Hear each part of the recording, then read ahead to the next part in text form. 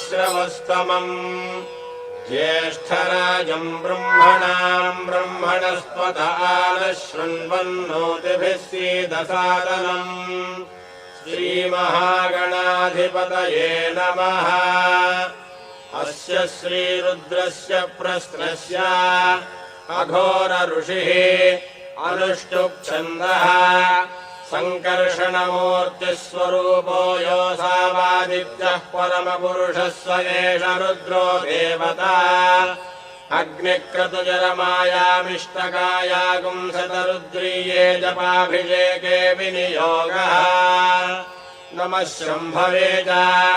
अग्निहोत्रात्मने अङ्गुष्ठाभ्याम् नमः। मयो भवेद दर्शपूर्णमासात्मने तर्जनीभ्याम् नमः। नमः शङ्कराय च चातुर्मास्यात्मने मध्यमाभ्याम् नमः। मयस्कराय च निरूढपशुबन्धात्मने अनामिकाभ्याम् नमः। नमः शिवाय च ज्योतिष्ठोमात्मने कनिष्ठिकाभ्याम् नमः। शिवतराय च सर्वकृत्वात्मने करतलकरपृष्ठाभ्याम् नमः। नमः शम्भवे च अग्निहोत्रात्मने हृदयाय नमः। मयो भवे च दर्शपूर्णमासात्मने शिरसे स्वाहा। नमः शङ्कराय च चातुर्मास्यात्मने शिखायै वषट्। मयस्कराय च निरूढपशुबन्धात्मने कवचाय हुम्। नमः शिवाय च ज्योतिष्ठोमात्मने नेत्रत्रयाय वौषट्। शिवतराय च सर्वकृत्वात्मने हस्ताय फट्। भूर्भुवस्सुवरोमिति दिग्बन्धः ध्यानम् आपातालनभस्थलान्तभुवनब्रह्माण्डमाभिस्फुरत् ज्योतिष्पाटिकलिङ्गमौलिविलसत्पूर्णेन्दुवान्तामृतैः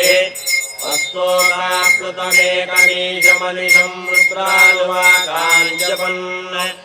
ध्यायेदीक्षितसिद्धये ध्रुवपदम् विप्रोऽभिषिञ्चेत् शिवम्। ब्रह्माण्डम् व्याप्तदेहाभसितहिमरुचा भासमाना भुजङ्गैः कण्ठे कालाश्कबद्धाः कलितशशिकलाश्चण्डकोदण्डहस्ताः त्र्यक्षा रुद्राक्षमालासुललितवपुषश्चाम्भवामूर्तिभेदाः रुद्राः श्रीरुद्रसूक्तप्रकटितविभवानः प्रयच्छन्तु सौख्यम्। ॐ नमो भगवते रुद्राय। ॐ नमस्ते रुद्रमन्यव उतो दैषवे नमः। नमस्ते अस्तु धन्वने बाहुभ्यामुतते नमः। या दैषः शिवतमा शिवम् बभूवते धनुः शिवाचरव्या यातभतया न रुद्रमृडया या ते रुद्रशिवा धनुरघोरा पापकाशिनी तया नस्तनुभाषन्तमया गिरिशन्ताभिजाकशीः यामिषुम् गिरिशन्तहस्ते बिभर्ष्यस्तवे शिवाङ्गिरिप्रदाम् कुरुमाहि पुंसीः पुरुषम् जगत् शिवेन वचसा त्वा गिरिशाक्षा वदामसि यथा नः सर्वमिज्जगदयक्ष्मकुम् सुमना असत् अध्यवोचदधिभक्ता प्रथमो देव्याभिषक् अहीवश्च सर्वान् जम्भयन् सर्वाश्च यातु धान्यः असौ यस्ताम्रो अरुण उत बभ्रुः मङ्गलः ये चेमागुम् रुद्रा अभितो दिक्षुश्रिताः सहस्रशो वैशाखुम् हेरयीमहे असौ यो भसर्पतिनीलग्रीभो विलोहितः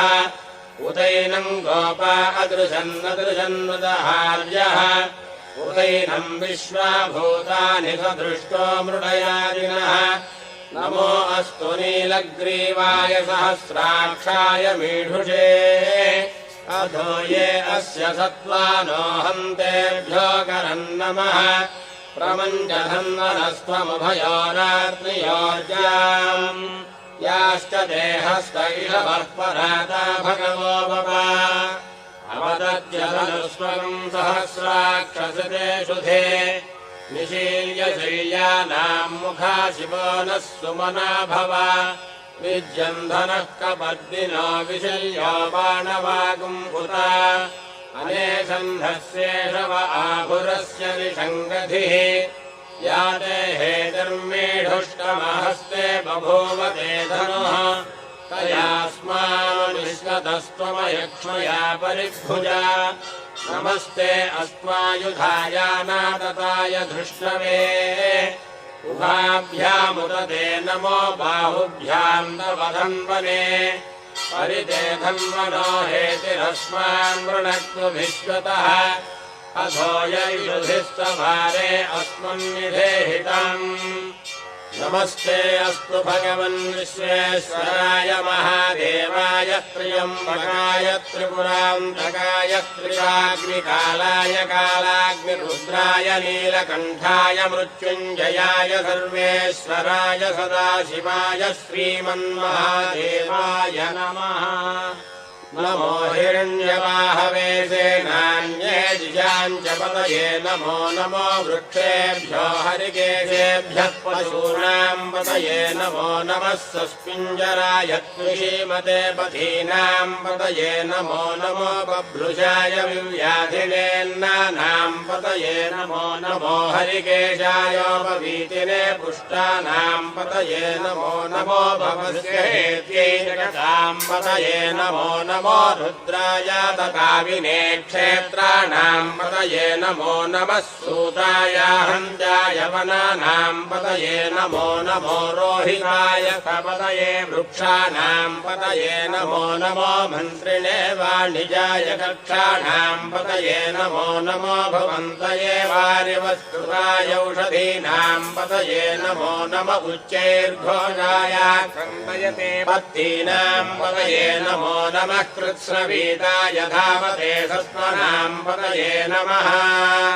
नमः सहमानाय निव्याधिन आव्याधिनीनाम् पतये नमो नमः ककुभाय निषङ्गिणे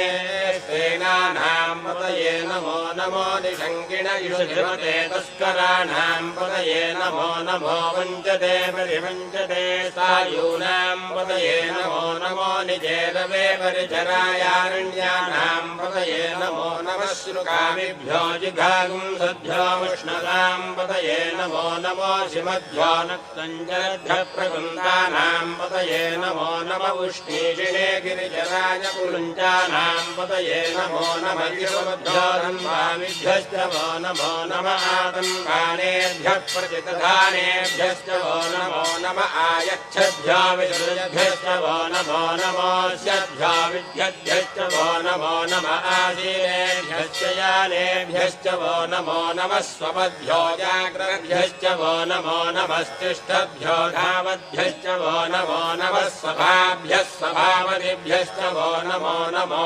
अश्वेभ्यो स्वपदिभ्यश्च वो नमः नम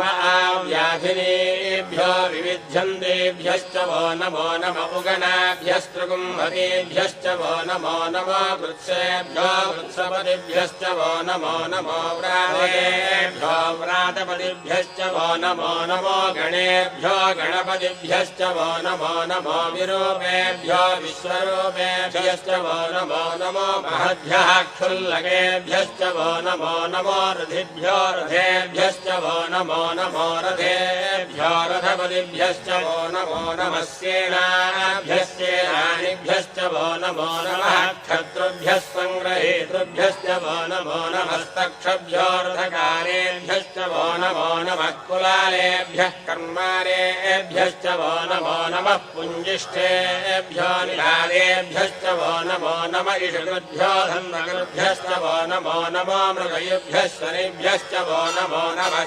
यशपदिभ्यश्च वो नमः यज्ञात् सर्वहुतः रजस्वामानि जज्ञिरे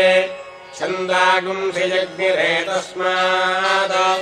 यस्तस्मादजायत तस्मादश्वा अजायन्त ये देशो भयाततः गावो हजज्ञिरे तस्माज्जाता अगावयः यत्पुरुषम् यदधुः प्रतिधाव्यकल्पयन् मुखम् किमस्य कौ बाहो कामोरोपादा उच्यते ब्राह्मणस्य मुखमासीत् बाहुराजन्यः कृतः ऊरो तदस्य यद्वैश्यः पद्भ्यागुम् शूद्रो अजायत चन्द्रमा मनसो जातः चक्षोः सूर्यो अजायत मुखादिन्द्रश्चाग्निश्च प्राणाद्वायुरजायत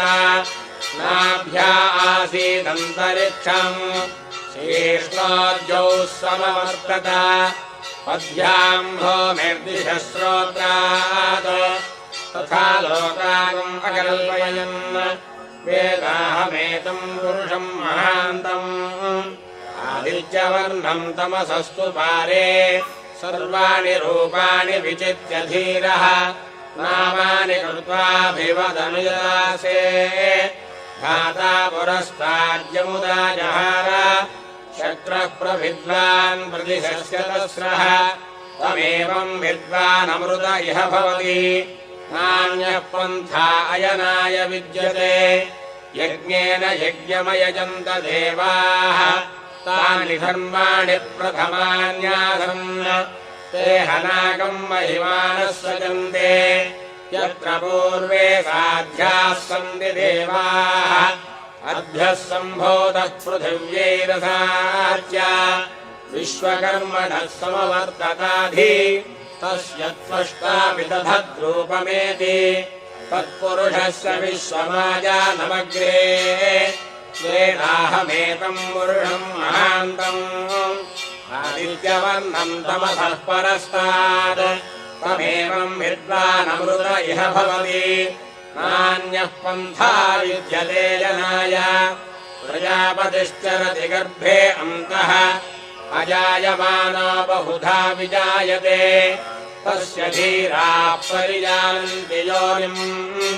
मरीचीनाम् पदमिच्छन्ति मेधसः यो देवेभ्य आगपति यो देवानाम् पुरोहितः पूर्वो यो देवेभ्यो जातः नमो ऋजाय ब्राह्मये ऋजम् ब्राह्मम् जनयन्तः देवा अग्रे तदब्रुवन् यस्त्वैवम् ब्राह्मणो विद्यात् तस्य देवा असंवसे श्रीश्चले लक्ष्मीश्च पत्न्यो अहोरात्रे पार्श्वे नक्षत्राणि रूपम् अस्विनौ यात्तम् इष्टम् मनिषाण अमुम् मनिषाण सर्वम् मनिषाण तच्छञ्जोरावृणीमहे गातुम् यज्ञाय गातुम् यज्ञपतये दैवी स्वस्तिरस्तु नः स्वस्तिर्मानुषेभ्यः ऊर्ध्वम् जिगातु भेषजम् शन्नो अस्तु द्विपदे शञ्चतुष्पदे ॐ शान्तिः शान्तिः शान्तिः ॐ हिरण्यवर्णाम् हरिणीम् सुवर्णरजतस्रजाम् चन्द्राम् हिरण्मयीम् लक्ष्मीम् जातवेदो ममावह ताम् महावह जातवेदो लक्ष्मीमनपगामिनीम् यस्याम् हिरण्यम् विन्देयङ्गामश्वम् पुरुषानहम् अश्वपूर्वाम् रथमध्याम् हस्तिनादप्रबोधिनीम् श्रियम् देवीमुपक्वये श्रीर्मा देवीर्जुषताम् काम्रोस्मिताम् हिरण्यप्राकारामार्द्राञ्ज्वलन्तीम् धृताम् तर्पयन्तीम् पद्मे स्थिताम् पद्मवर्णाम् तामिहोपक्वये श्रियम् चन्द्राम् प्रभासाम् यशसा ज्वलन्तीम् श्रियम् लोके देवजुष्टामुदाराम् ताम् पद्मिनीमीम् शरणमहम् प्रपद्ये लक्ष्मीर्मे नश्यताम् त्वाम् वृणे आदित्यवर्णे तपसोऽधिजातो वनस्पतिस्तव वृक्षोऽध बिल्वः तस्य फलानि तपसानुदन्तु मायान्तरायाश्च बाह्या अलक्ष्मीः उपैतु मां देव सखः कीर्तिश्च मणिना सह प्रादुर्भूतोऽस्मि राष्ट्रेऽस्मिन् कीर्तिमुद्धिम् ददातु मे क्षुत्पिपासामराम् ज्येष्ठामलक्ष्मीर्नाशयाम्यहम् अभूतिमसमृद्धिम् च सर्वाणि निर्नदमे गृहात् गन्धद्वारान् दुराधर्षान् नित्यपुष्टाङ्करीषिणीम् ईश्वरीम् सर्वभूतानाम् तामिहोपह्वये श्रियम् मनसः काममाकोतिम् वाचः सत्यमधीमहे पशूनाकुम् रूपमन्नस्य महि श्रीश्रयताम् यशः कर्दमेन प्रजा भूता मयि सम्भव कर्दमा श्रियम् वासय मे कुले मातरम् पद्ममालिनीम् आपःसृजन्त स्निग्धानि चिक्लीतवस मे गृहे निजदेवीम् मातरम् दुर्यम् वासय मे कुले आर्द्राम् पुष्करिणीम् पुष्टिम् सुवर्णाम् हेममालिनीम् सूर्याम् हिरण्मयीम् लक्ष्मीम् जातवेदो ममावह आर्द्राम् यःकरिणीम् यष्टिम् पिङ्गळाम् पद्ममालिनीम् चन्द्राम् हिरण्मयीम् लक्ष्मीम् जातवेदो ममावह ताम् महावह जातवेदो लक्ष्मीमनपगामिनीम् यस्याम् हिरण्यम् प्रभूतम् गावो दास्योऽश्वानुविन्देयम् पुरुषानहम् यश्रियः प्रयतो भूत्वा जुहुयादाद्यमन्नहम् श्रियः पञ्चदशज्ञञ्च श्रीकामस्ततदञ्जपेद आनन्दः कर्दमश्चैव चिक्लीत इति विश्रुताः ऋषयस्ते त्रयः पुत्राः स्वयम् श्रीदेवदेवता पद्मानने पद्मभूरो पद्माक्षी पद्मसम्भवे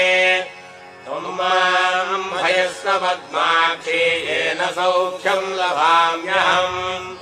अश्वदायि च गोदायि धनधायि महाधने धनम् मे जुषताम् देवीम् सर्वकामार्थसिद्धये पुत्रपौत्रधनम् धान्यम् हस्त्यश्वाजाभिगोरथम् प्रजानाम् भवसि माता आयुष्मन्तम् करोतु माम् चन्द्राभाम् लक्ष्मीमीशानाम् सूर्याभाम् श्रियमेश्वरीम् चन्द्रसूर्याग्निसर्वाभाम् श्रीमहालक्ष्मीमुपास्महे धनमग्निर्धनम् वायुर्धनम् सूर्योधनम् वसुः धनमिन्द्रो बृहस्पतिर्वरुणम् धनमश्नुते वैरतेय सोमम् पिबतु वृत्रः सोमम् धनस्य सोमिनो मह्यम् ददातु सोमिनी न क्रोधो न जमात्सर्यम् न लोभो नाशुभामतिः भवन्ति कृतपुण्यानाम् भक्तानाम् श्रीसूक्तम् जपेत् सदा वर्षम् सुदेवि भावरिदिनो अभ्रस्य विद्युतः सोऽहम् सर्वबीजान्यपब्रह्मद्विषो यहि पद्मप्रिये पद्मनि पद्महस्ते पद्मालये पद्मदलायताक्षे विश्वप्रिये विष्णुमनोनुकूले त्वत्पादपद्मम् महि सन्निधत्स्व यासा पद्मासनस्था विमलकटितटे पद्मपत्रायताक्षे गम्भीरा वर्तनाभिस्तनभरणमिता शुभ्रवस्त्रोत्तरीया लक्ष्मीर्दिव्यैर्गजेन्द्रैर्मणिगणखचितैः स्मापिताहेमकुम्भैः नित्यम् सा पद्महस्ता मम वसतु गृहे सर्वमाङ्गल्ययुक्ता लक्ष्मीम् क्षीरसमुद्रराजतनयाम् श्रीरङ्गधामेश्वरीम् दासीभूतसमस्तदेववनिताम् लोकैकदीपाङ्कुराम् श्रीमन्मन्दकटाक्षलब्धविभवब्रह्मेन्द्रगङ्गाधराम् त्वाम् त्रैलोक्यकुटुम्बीम् सरसिजाम् वन्दे मुकुन्दप्रियाम् शुद्धलक्ष्मीर्मोक्षलक्ष्मीर्जयलक्ष्मीः सरस्वती श्रीलक्ष्मीर्वरलक्ष्मीश्च प्रसन्ना मम सर्वदा वराङ्कुशोपाशमभीतिमुद्राङ्करैर्वहन्तीम् कमलासनस्ताम् बालार्ककोटिप्रतिभाम् त्रिनेत्राम् भजेऽहमम्बाम् जगदीश्वरीम् ताम् सर्वमङ्गलमाङ्गल्ये शिवे सर्वार्थसाधिके शरण्ये त्र्यम्बके देवि नारायणि नमोऽस्तु ते महालक्ष्मी च विद्महे विष्णुपत्नी च धीमहि तन्नो लक्ष्मीः प्रचोदयात्।